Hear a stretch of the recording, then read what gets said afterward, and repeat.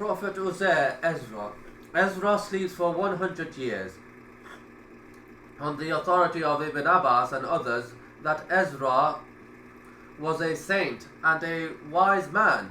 He went out one day to his own farm, as was his custom. About noon he came to a deserted, ruined place and felt the heat.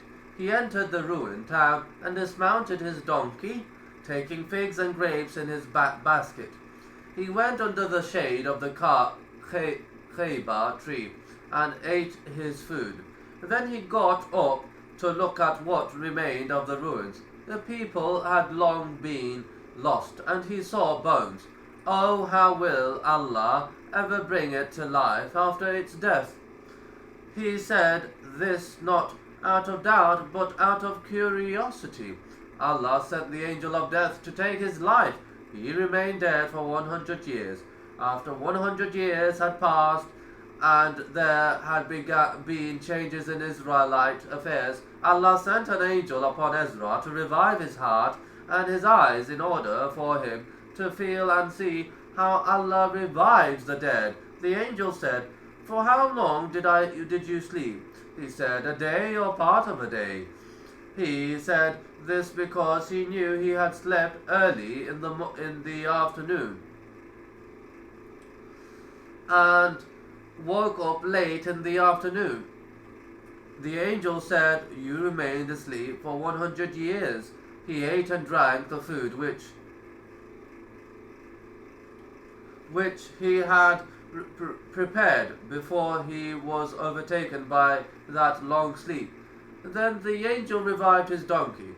Almighty Allah said, "And look at your donkey, thus we have made of you a sign for the people. Look at the bones, how we bring them together and clothe them with flesh."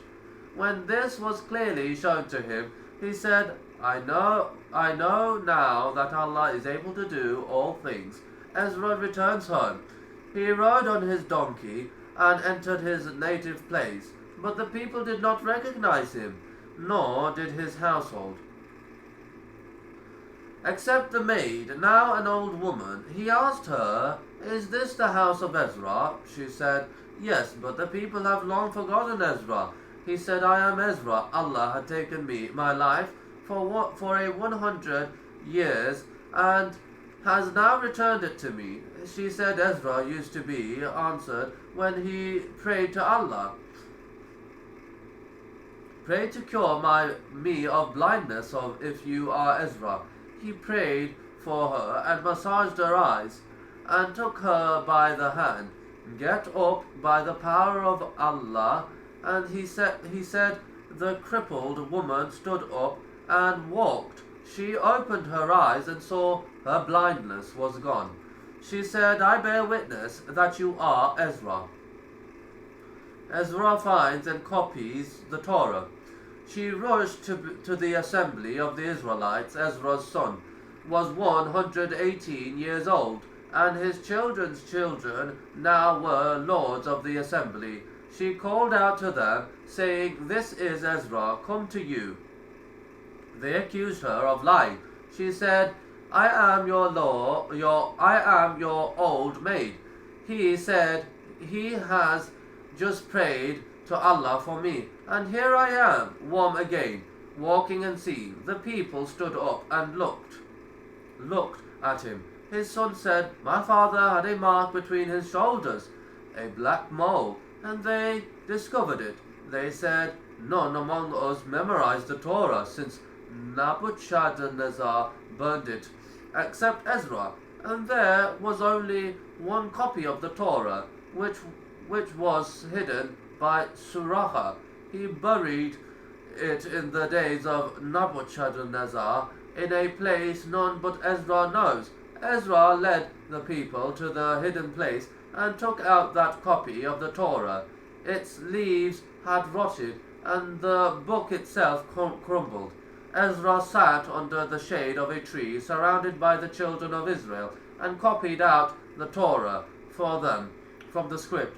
Henceforth, the Jews said that Ezra is the son of Allah. The two evidences which came down from heaven, and for his copying the Torah, and for his fighting the cause of the Israelites.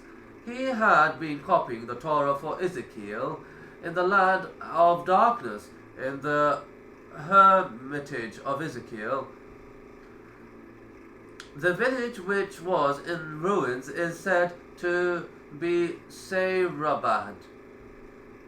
Commanded, so it is as Allah said, "We have made of you a sign for the people," that is, for the Israelites, in that he was sitting among his children, the old man, and he a youth. He died as a 40-year-old, and Allah resurrected him at the same age on the day of his death.